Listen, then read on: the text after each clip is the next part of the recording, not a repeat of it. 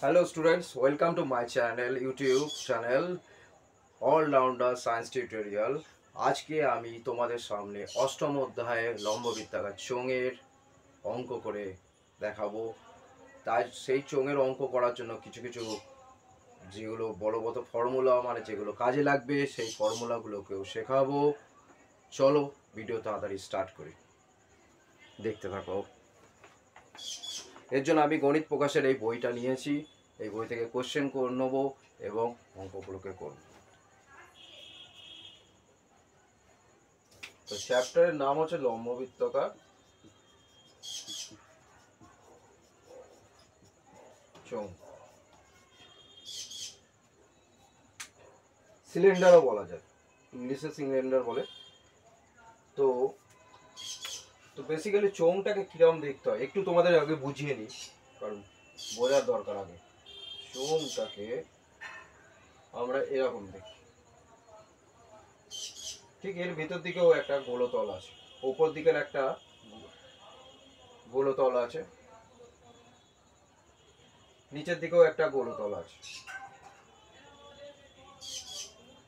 গোলতলগুলো মানে আমরা গোলাকার তল বলি, গোলতল বলছি আমি যাকে, সেটা বৃত্তাকার, এটাকে বৃত্তাকারও বলতে পারি। আর এই বরাবর অনেকগুলো ধরো এরকম করে করে অনেক বৃত্ত দেখা যাবে, তাহলে এইটাকে আমরা উচ্চতা হিসাবে ধরে নিতে পারি। তো গোলতল বা বৃত্তাকার বৃত্তের ক্ষেত্রফল কি হয়?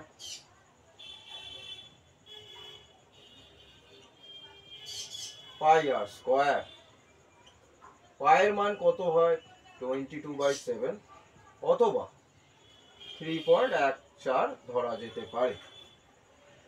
তো বৃত্তের ক্ষেত্রফল তো আমরা জানতে পারলাম, এবার এই লম্বাটার ক্ষেত্রফল। তো যদি আমি বলি এই চোঙাকৃতি অংশে যদি কোনো তরল বা লিকুইড যদি ধারা থাকে, তাহলে তার আয়তন জানতে হলে আমাদের বের করতে হবে পাই আর স্কয়ার এইচ। এইচ মানে কিন্তু এটা উচ্চতা দাঁড়ালো, তাহলে কি দাঁড়ালো? এটা উচ্চতা দাঁড়ালো।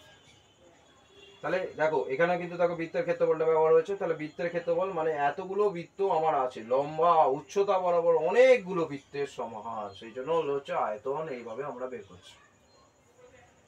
এবার এটা আয়তনের গেল। এবার যদি এই চোঙটার চারপাশে, মানে এটা ধরো একটা ড্রামের চারপাশে আমরা যদি রং করি, মানে তার ক্ষেত্রে কিভাবে ক্ষেত্রফল হবে, মানে পার্শ্বতলের ক্ষেত্রফল।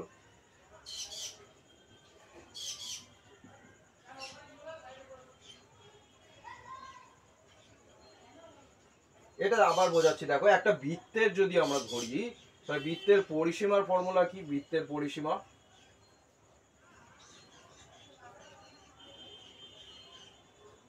পরিসীমার ফর্মুলা ছিল 2 × পাই × আর, 2 পাই আর। তাহলে এরও দেখো প্রত্যেকটা পরিসীমা বরাবর অনেকগুলো এরকম করে করে বৃত্ত আছে, তাহলে ওই জন্য 2πr/h, এটা হলো পার্শ্বতলের ক্ষেত্রফল। এবার এই অংশে যদি আমরা সমগ্রতলের ক্ষেত্রফল বের করি, সমগ্রতলের ক্ষেত্রফল বের করার জন্য আমাদের কি লাগবে? সমগ্রতলের ক্ষেত্রফল মানে কি? ওপরের অংশটাও আছে, নিচের অংশটাও আছে, পাশের অংশটাও আছে, সবকটাই আছে। তাহলে কি করব আমরা এখান থেকে? এই যে আয়তনটা নিলাম, এই যে আয়তনের মধ্যে দেখো আমরা হলো বৃত্তের ক্ষেত্রফল ইনটু উচ্চতা নিয়েছিলাম। আর সমগ্রতলের ক্ষেত্রফলের ব্যাপারে যখন আমরা ধরছি, দেখো ওপরের দিকটা একটা গোলাকার সারফেস, নিচের দিকটা একটা গোলাকার সারফেস, তাহলে সমগ্রতলের ক্ষেত্রফলের ক্ষেত্রে কি হবে? এটা আমি আয়তনটাকে মুছে দিয়ে এখানটা করছি তোমাদের বোঝাবার সুবিধার জন্য। সমগ্র তলের ক্ষেত্রফল টোটাল সারফেস এরিয়া, সমগ্র তলের ক্ষেত্রফল টোটাল সারফেস এরিয়া, সমগ্র তলের ক্ষেত্রফলের ব্যাপারে।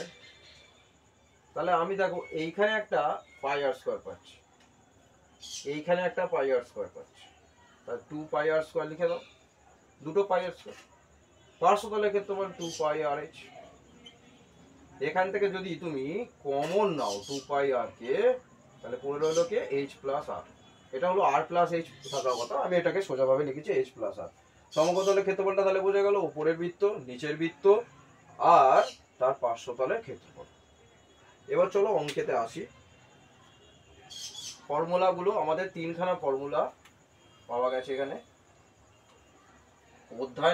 অধ্যায় হচ্ছে অষ্টম অধ্যায়, এক্সারসাইজ 8ও বলতে পারো।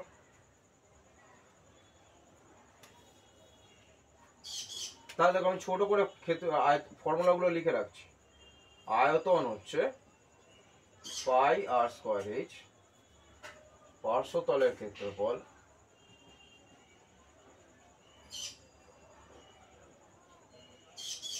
টু পাই আর এইচ, সমগ্র তলের ক্ষেত্রফল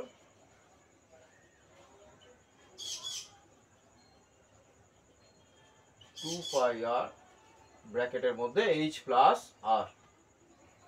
চলো আমি এখান থেকে একটা বর্ডার লাইন টেনে নিচ্ছি।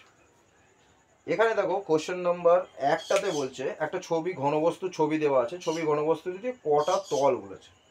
তাহলে আমি যেরকম একটা এই যে এরকম তল কটা আছে, ভালো করে দেখো, আমার একটু ব্যাকা হয়ে গেছে আঁকাটা। দেখো এইটা একটা তল, ওপরে নিচে একটা তল এবং পাশে একটা তল, অর্থাৎ 3টি তল আছে। তাহলে প্রথমের উত্তরটা হয়ে গেল। দ্বিতীয় একের হলো একের দুটো অঙ্ক আছে। 2 নম্বর বলছে ছবির ঘনবস্তু ড্যাশটি বক্রতল। বক্রতল কটা আছে এখানে ভাই? বক্রতল এরকম ঘোরানো তল একটা। আর বলেছে কটা সমতল আছে? এই যে উপর আর নিচে দুটো, তা দুটো। তাহলে তোমরা এইভাবে শূন্যস্থানটাতে পূর্ণ করে নেবে। এবার আমি কোশ্চেন নাম্বার 3 দিয়ে যাচ্ছি, কারণ কোশ্চেন নাম্বার 2তে বলেছে ঘনবস্তুর আকার আকৃতির উপর বিভিন্ন যে তোমরা একটা এক্সাম্পল নিয়ে অঙ্ক করতে পারো, সেটা অতটা দরকার নেই।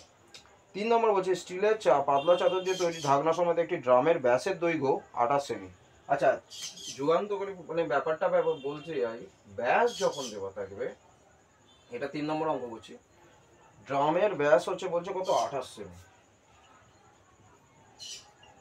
ব্যাস দেওয়া থাকলে অবশ্যই তোমরা ব্যাসার্ধকে ফাইন্ড করবে। ব্যাসার্ধ তাহলে কত হবে? যত ব্যাস থাকবে তাকে 2 দিয়ে ভাগ করে দেবে। 14 সেমি দাঁড়ালো ব্যাসার্ধ। কত দাঁড়ালো? 14 সেমি ব্যাসার্ধ দাঁড়ালো। এবার কোশ্চেনটাতে বলছে ড্রামটি তৈরি করতে যদি 2816 বর্গ সেমি চাদর লাগে। আচ্ছা, তার আগে কোশ্চেনে বলেছিল ঢাকনা সমেত ড্রাম, মানে ড্রামটা তো এরকমই দেখতে, ঢাকনা সমেত ড্রাম, মানে উপরটাতেও হচ্ছে ঢাকনা আছে, নিচেটা তো অবভিয়াসলি থাকবে। ড্রামের নিচে না থাকলে কোনো কিছু জিনিস তো রাখাই যাবে না। তাহলে বললো এখানে এই ক্ষেত্রে আমরা কি ব্যবহার করতে পারি? সমগ্র তলের ক্ষেত্রফল। তাহলে উপরের বৃত্তটাও কাজ করবে, নিচের বৃত্তটাও কাজ করবে। তাহলে সমগ্র তলের ক্ষেত্রফল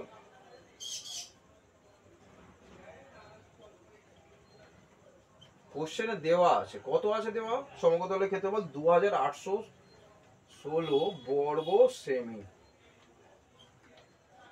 বর্গ সেমি দেওয়া আছে।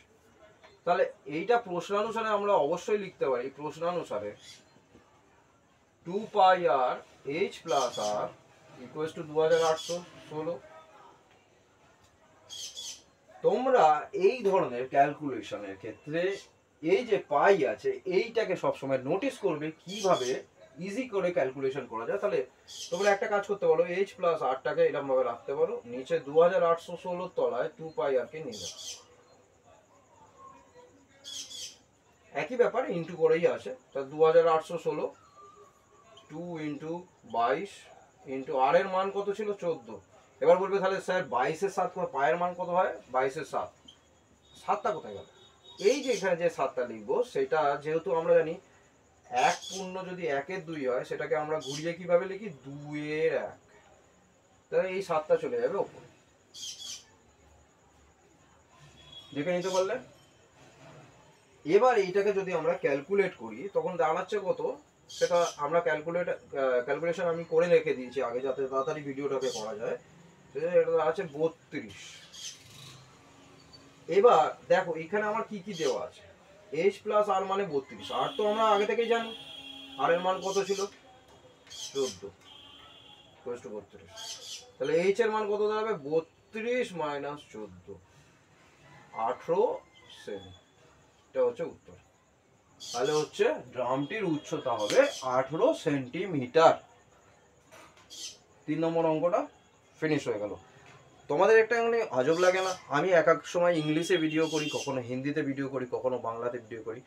আমি 3টে ল্যাঙ্গুয়েজে করে থাকি। তো যাই হোক, আমি এই বাংলা যে ভিডিও করছি, এইখানে অঙ্কের ক্ষেত্রে দেখো বাংলা, হিন্দি, ইংলিশ বুঝতে পারলে সবই একই রকম লাগে, কারণ অঙ্কে তো নাম্বারগুলো তো ইংলিশেই থাকে, ঠিক আছে? আর যাদের মাথাটা তো খেলাতে চায় না, তাদের ক্ষেত্রে কোনোভাবেই কোনো ভাষাতে আসবে না, ঠিক আছে? আচ্ছা, 3 নম্বর গেল।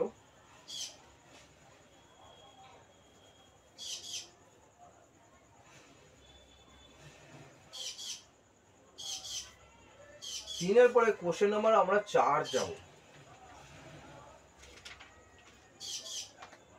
4-এ বলেছে, কোশ্চেন নাম্বার 4 বলছে একটি ঘরে বারান্দায় 5.6 ডেসিমিটার ব্যাসের 2.5 মিটার লম্বা দুটি লম্ববৃত্তাকার পিলার ঢালাই করতে কত ঘন ডেসিমিটার মশলা লাগবে? প্রতি বর্গ মিটার যদি 125 টাকা হিসাবে পিলার দুটি প্লাস্টার করতে কত খরচ পড়বে? অঙ্কগুলো তোমরা একটু বইতে খুলে অবশ্যই পড়ে নেবে। যারা Hindi medium, English medium, Bangla medium যাই হোক কেন, তারা হচ্ছে অঙ্কগুলোকে পড়বে। অঙ্কটার মানেটা বোঝাটা মেন দরকার।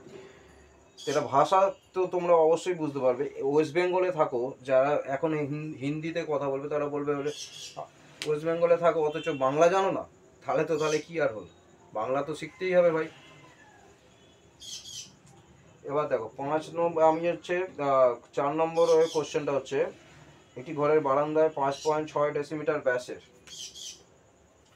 আমার হলো ব্যাস হচ্ছে 5.6 ডেসিমিটার, ব্যাসার্ধ তাহলে কত দাঁড়াচ্ছে? ইংরাজিতে ব্যাসকে বলে ডায়ামিটার আর ব্যাসার্ধকে বলে রেডিয়াস। 5.6 by 2, 2.8 decimeter. চলো, ডেসিমিটার হয়ে গেল। এবার আমাদের ব্যাসার্ধ বেরিয়ে গেছে। উচ্চতারা কত দেওয়া আছে আমি আর একবার বইটাকে দেখে নেবো। উচ্চতারা দেওয়া আছে 2.5 মিটার লম্বা, 2.5 মিটার। আচ্ছা, এইটা তো ডেসিমিটারে ছিল, এটা আবার মিটারে এলো। তাহলে এক কাজ করতে পারো তোমরা, এই মিটারকে ডেসিমিটারে নিয়ে যেতে পারো, মানে 25 ডেসিমিটার, বা এই ডেসিমিটারকে মিটারে নিয়ে যেতে পারো, যেটা খুশি করতে পারো। এবার আমরা করব এখানে কি, আয়তন। কেন আয়তন বের করবো? দুটি পিলারের আয়তন বের করতে হবে, কারণ দুটি পিলার ঢালাই করতে কতটা মশলা লাগবে সেটা তো বের করতে হবে। কত ঘন ডেসিমি, ঘন ডেসিমি কিন্তু মশলা লাগবে বলেছে, ডেসিমিটারে করাটাই বাঞ্ছনীয়। দুটি পিলারের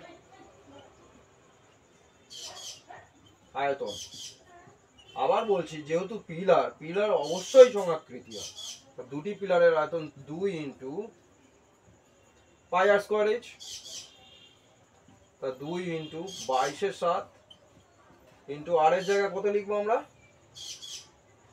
2.8 পেয়েছি। 2.8 ইন্টু 2.8 ইন্টু এইচ হচ্ছে 25। এটাকে আমরা গুণ করে কত পাবো? 1232 ঘন ডেসিমি।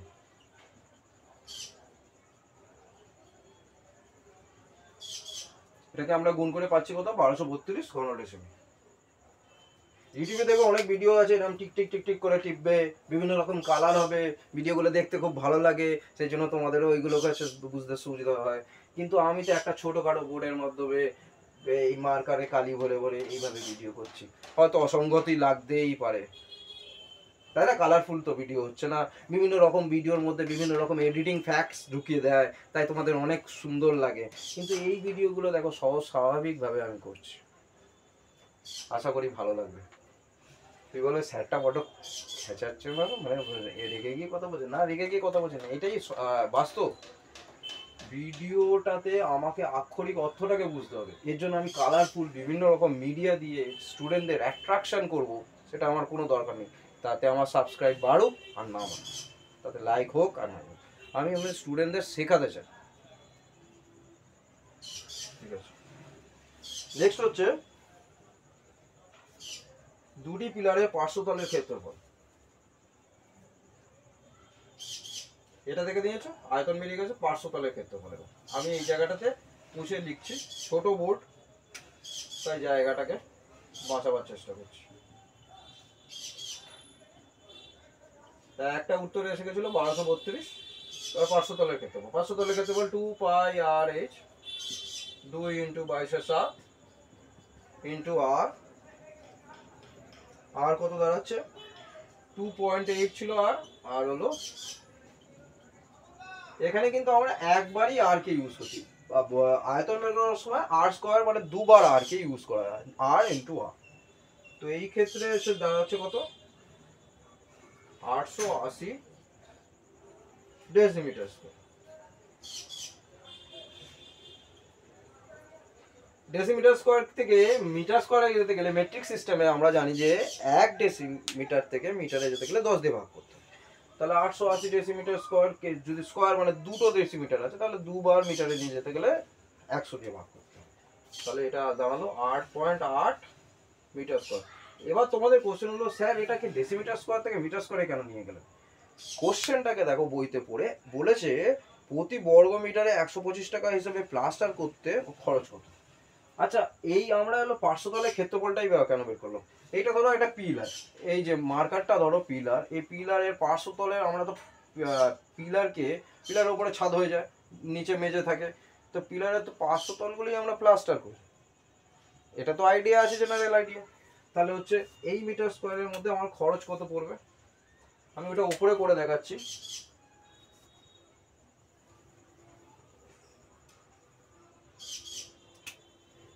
খরচ হবে 8.8 ইন্টু 125, বা 125কে আগেও লিখতে পারো, যেটা তোমাদের মর্জি। 1100 টাকা, 1100 টাকা উত্তর এসে গেল।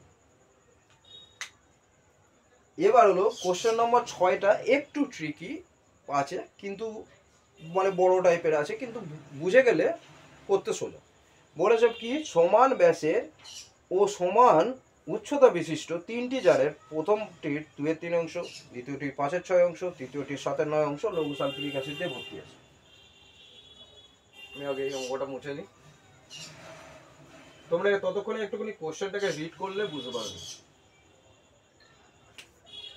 6 তাহলে প্রথম জারে আছে 2/3 অংশ, দ্বিতীয় জার আছে 5/6 অংশ, তৃতীয় জারে আছে 7/9 অংশ। তিনটি জারে মোট অ্যাসিড আছে কত, সব কটাকে যোগ করে দাও। যোগ করার কারণটা বলছি, যোগ করে আমরা কত পাবো, এখানে আমি ক্যালকুলেশনটাকে করে রেখেছি যাতে ভিডিওটা তাড়াতাড়ি করে, এত অংশ।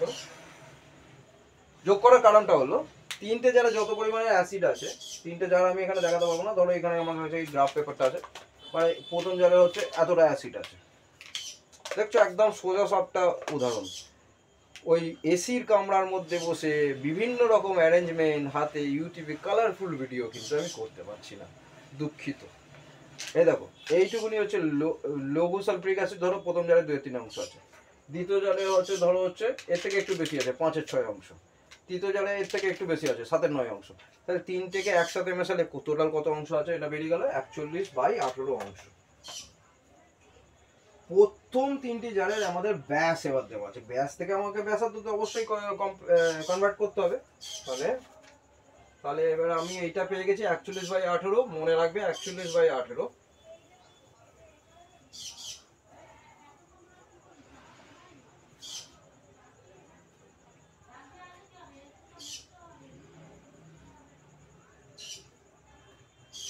তাহলে ব্যাস কত দেওয়া আছে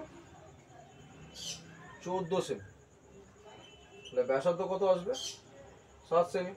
ভাই 2 দিয়ে ভাগ করলে তাই দাঁড়ায় 7 সেমিকে। এবার যদি এই দেখো এইখানে সেমি আছে, এবার কোশ্চেনটার মধ্যে একটু টুইস্ট আছে, সেটা কি এটা ডেসিমিটারে আছে, তা সেন্টিমিটার থেকে ডেসিমিটারে যেতে গেলে কি করতে হবে ভাই 10 দিয়ে ভাগ করতে হবে, অর্থাৎ 0.7 ডেসিমিটার। এই জায়গাটাতে অনেকেই ভুল করে ফেলে। তো এবার হচ্ছে আয়তন, তিনটে জারের ক্ষেত্রেই বলছি এটা আয়তন, এত বড় লেখার জায়গা নেই বলে আমি ছোট করেই রিপ্রেজেন্ট করছি। তোমরা এই এই এই ধরনের অঙ্কগুলোর ক্ষেত্রে পাইটাকে লিখবে না, মানে 22/7টা পাইটাকে ওইভাবে লিখবে না, 22/7 পাই রেখে দেবে যেরকম ভাবে আছে সেরকম ভাবে রাখলে। আর জায়গায় 0.7 ইন্টু 0.7, কেন বলতো, নইলে আরো ক্যালকুলেশন বেড়ে যাবে, ইন্টু এইচ উচ্চতা, আর ইন্টু 41/18। এই 41/18 কোথা দিয়ে এলো, ওই তিনটে জারের যে যত অংশগুলোকে একসাথে করেছি সেটা হলো 41/18 এলো। এবার বলছি কি, যে জারে ঢালা হবে, একটা বড় জারে ঢালা হবে, ওই তিনটি জারের অত অংশ 41/18 অংশ একটা বড় জারে যখন ঢালা হবে, সেই জারে ঢাললে তাহলে হচ্ছে ঢালা হলে তাহলে জানতে চাইছে এখানে যে তিনটি জারের উচ্চতাটা দেখো কত ছিল প্রত্যেকের। তাহলে হচ্ছে আমি হলো এখানে অঙ্কটাকে এরকম ভাবে লিখছি, pi into 0.7 into 0.7 into H into 41/18 equals to লিখে দেবো কত, যে জায়গায় ঢালা হবে তার আয়তন। আমি ওখানে ব্যাসার্ধ বের করে নিয়েছি, দেখো 2.1 ওর ব্যাস ছিল, তাই 2.1 কে আমি 2 দিয়ে ভাগ করে লিখবো, পাই 2.1/2 2.1/2 ইন্টু 4.1, ওখানে ওই জারটার উচ্চতা ছিল। তা সোজা আমি হচ্ছে পাই পাইকে ক্যান্সেল করে দেবো, এইচ মানে দাঁড়াচ্ছে 2.1 into 2.1 into 4.1 into 18 divided by 0.7 into 0.7 into 41। আর কে কে আছে ভাই এখানে, এই যে দুটো দুটো দুই পড়ে আছে, 2 ইন্টু 2। এই 4.1 কে ক্যান্সেল করে তোমরা উঠিয়ে দিয়ে এখানে 10 আনতে পারো। তাহলে আমি এত বড় ক্যালকুলেশন এইগুলো দেখো না একটুখানি বাড়িতে করে, একটু তো চেষ্টা করতে হবে না ডেসিমেল থেকে কিভাবে এমনি নর্মাল ভগ্নাংশে আসে।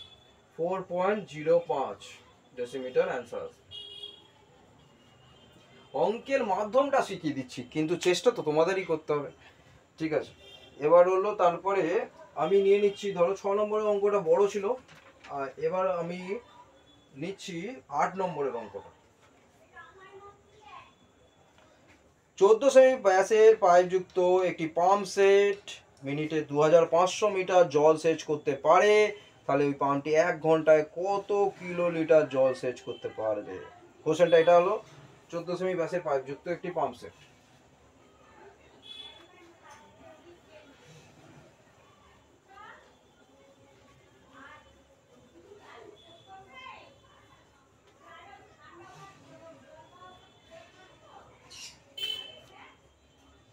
আটের অঙ্কটা করছি, ব্যাস কত দেওয়া আছে পাম্প সেটের 14 সেমি, ব্যাসার্ধ কত ভাই, এরপর থেকে আমি ব্যাসার্ধটা ডাইরেক্ট লিখবো, তোমরা বোঝার চেষ্টা করবে। ব্যাসার্ধ না, পাম্প সেটের অঙ্কটা করছিলাম না, 8 নম্বর অঙ্কটা কোথায় গেল, হ্যাঁ 14 সেমি ব্যাসের বলেছিল, তাহলে হলো কত হলো 7 সেমি, 7 সেমি হলো ব্যাসার্ধ দাঁড়ালো। এইটাকে এবার যদি মিটারে নিয়ে যাও তাহলে কত হবে, এর গল্পটা কি হবে, মিটার ডেসিমিটার সেন্টিমিটার, মানে 100 দিয়ে ভাগ হবে, মানে 0.07 মিটার। এইভাবে ভগ্নাংশ চেঞ্জ করাগুলো অবশ্যই ভাবে শিখতে হবে, না পারলে এক একটা করে ছোট ছোট ভগ্নাংশ নাও, তাদের চেঞ্জ করা শেখো ভাই, ডেসিমেল থেকে ভগ্নাংশে, মানে হলো সে পয়েন্ট বলা নাম্বার থেকে ভগ্নাংশের মধ্যে চেঞ্জ করা শেখো। ক্লাস 10-এ উঠেছো ভাই, বুদ্ধিটাকে একটু খেলাবার চেষ্টা করো। পাইপ থেকে জল বের হবে,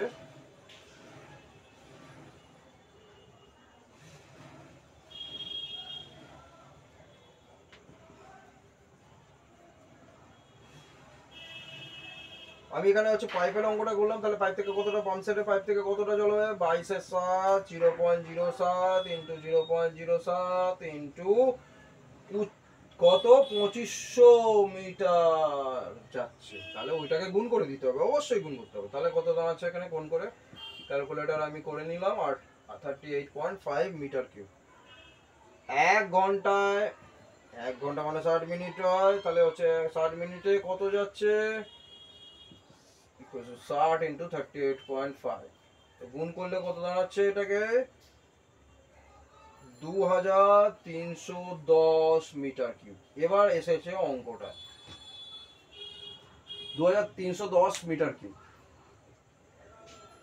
এবার হয়তো তোমরা বলবে স্যার আপনি তো ক্যালকুলেটারে করছেন, আমরা কি ক্যালকুলেটারে করতে পারবো? তাহলে কি আমি এখন প্রত্যেকটা অঙ্ক যদি ক্যালকুলেটারে করতে থাকি তাহলে অঙ্কের মাধ্যমটাই শেখানো হয়ে যাবে, তাহলে আমি তোমাদের গুণ শেখাতে বসতে হবে ক্লাস 4-5-এ, তাই না? আচ্ছা, 2310 মিটার কিউব, 2310 মিটার কিউবের মধ্যে থেকে আমরা যদি হচ্ছে ডেসিমিটারে নিয়ে যাই, মিটার থেকে ডেসিমিটার, তাহলে একটা মিটার থেকে একটা ডেসিমিটার 10 দিয়ে গুণ হয়, তাহলে 2310 ইন্টু 1000 হয়ে যাবে। কেন তিনটি আছে না ভাই, 2310 এর পিছনে 4খানা জিরো, এত ডেসিমিটার কিউব। 1 ডেসিমিটার কিউব মানে 1 লিটার হয়, তাহলে এইটা মানে এত লিটারই হলো। তাহলে ওটা থেকে আমরা হচ্ছে ডাইরেক্ট অ্যান্সারটায় আসবো। হয়তো বা নিচের দিকে হয়তো বোর্ডের ঠিক মতো ক্যামেরা জুম হচ্ছে না, তাই আমি উপর দিকে লিখছি। আর এসেছে কত, 23 1 4টে 0 ডেসিমিটার কিউব। ওখান থেকে মানে 1 লিটার, এটাকে মানে বা ওকে লিটারও বলতে পারো। তাহলে ওকে যদি আমরা হচ্ছে ভাগ করে দিই 1000 দিয়ে, 0 0 0 0 0 0 2310 কিলোলিটার। 2310 কি দেওয়া হলো, কিলোলিটার। 1 কিলোলিটার মানে 1000 লিটার। দেখছো মেট্রিক সিস্টেম ক্লাস 5 থেকে 10 অবধি ঠিক ঘুরে বেড়ায় আসছে। আচ্ছা, অঙ্কগুলো তো একটা জিনিস খেয়াল করো, তোমরা যে বলো যে অঙ্ক কেন আবিষ্কার হয়েছে, অঙ্ক দিয়ে আমরা কি কি করবো, এই অঙ্কগুলো দিয়ে কি কি করবো, এই বীজগণিতের অঙ্ক দিয়ে কি করবো? আরে বাবা, অঙ্ক হলো আমাদের একটা মাধ্যম। আমি প্রথম ভিডিওতেও বলেছি অঙ্ক আমাদের বাকি যদি পড়াশোনাগুলোতে মন বসাবার জন্য একটা মাধ্যম। ঠিক তোমরা যেরকম গেম খেলবার সময় একদম মনটা ঢুকিয়ে দাও, ইনস্টাগ্রাম চালাবার সময় একদম মন ঢুকিয়ে দাও, ফেসবুক করার সময় একদম মন ঢুকিয়ে দাও, কীভাবে ভিডিও আপলোড করতে হবে, কীভাবে আমি হচ্ছে চ্যাটিং করবো, হোয়াট এভার বিভিন্ন রকম মাধ্যমের মধ্যে অঙ্কটা হচ্ছে যারা পড়তে চাইবে তাদের জন্য সব থেকে বেস্ট মাধ্যম।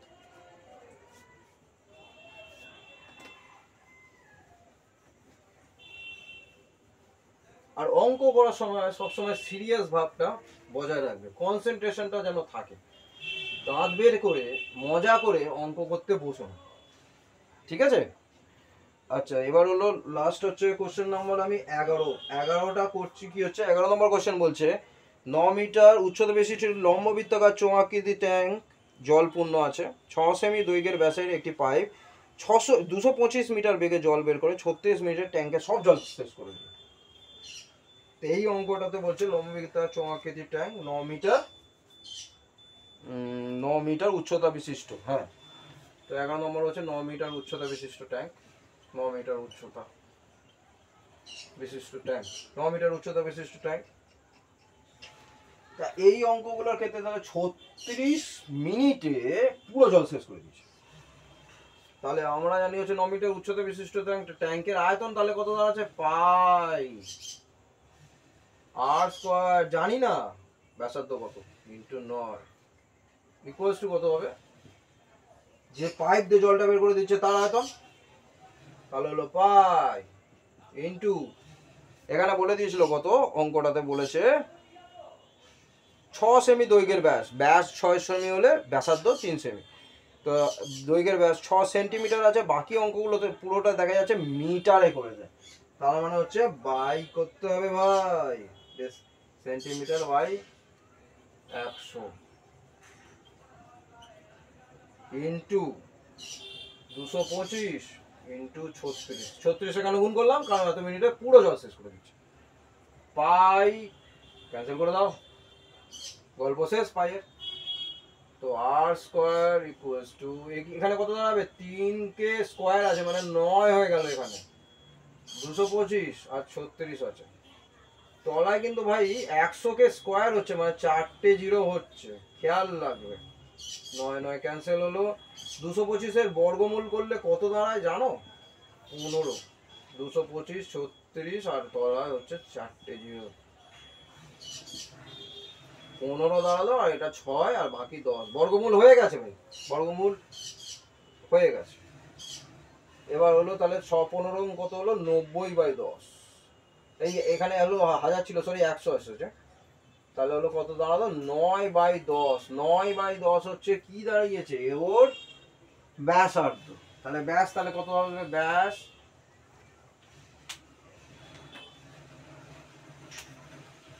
ব্যাস তাহলে কত দাঁড়াবে, ব্যাস হচ্ছে ব্যাসার্ধকে 2 দিয়ে গুণ করতে হবে, 18/10।